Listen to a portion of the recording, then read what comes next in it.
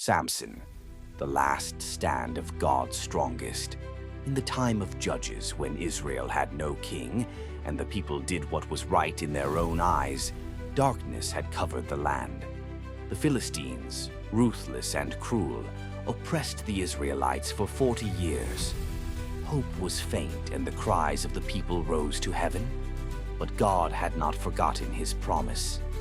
In a quiet corner of the land, a barren woman wept in silence.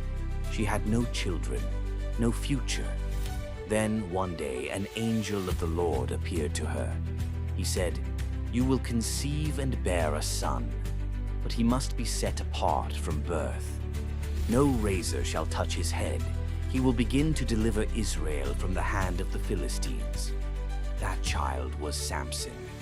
He was born with a divine calling, a Nazirite from the womb. From his youth, the Spirit of God stirred in him.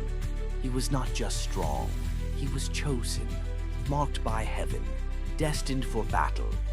As he grew, Samson became known for his incredible strength, not learned through training, but given by the hand of God. He tore a lion apart with his bare hands. He struck down 30 men in a single rage.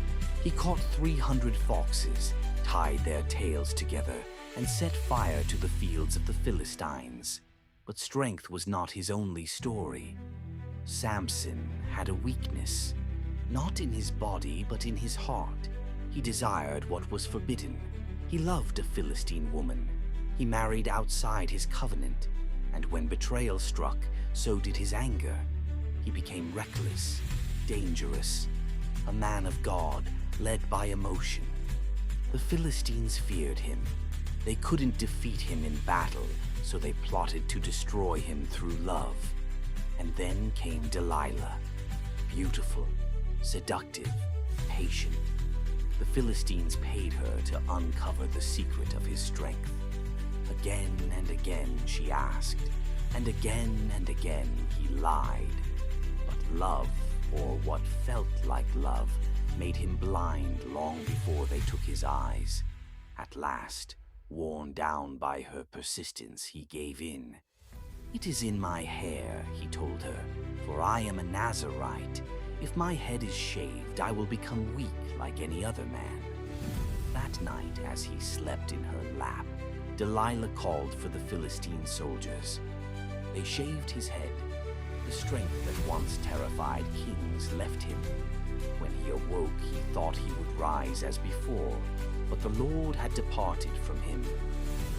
They seized him, gouged out his eyes, chained him like an animal, and threw him into prison. There he remained, blind, broken, and forgotten. But something began to change.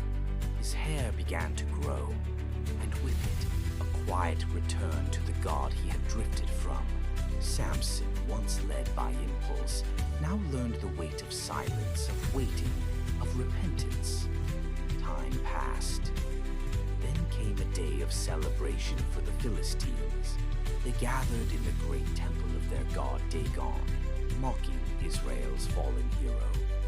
They brought Samson out to entertain them. They jeered, they laughed. But Samson, led by a young boy, asked to be placed between the two main pillars that supported the temple. He ran his fingers along the stone. He remembered who he was, who he belonged to, and in that moment, he prayed the most important prayer of his life. "O sovereign Lord, remember me. Strengthen me once more, so that with one blow I may pay back the Philistines for my eyes." He placed one hand on each pillar. He pushed. The temple groaned. The crowd went silent. And with a final cry, Samson summoned all the strength heaven would give him. The pillars gave way. The roof collapsed. Thousands of Philistines died that day, including their rulers. And Samson died with them. But in his death, he fulfilled the purpose for which he was born. The scriptures say, he killed more in his death than he had in his life. Samson's story is not just about strength, it's about calling, It's about failure and restoration, about a man who was gifted but flawed, chosen but human. It's about how even at our lowest, even when everything is lost, if we cry out, God still hears. Samson fell, but he didn't stay down. In the end, he rose to fulfill the calling placed on him before he ever drew breath. This was the judge. This was the warrior. This was the man named Samson. Remember to subscribe and like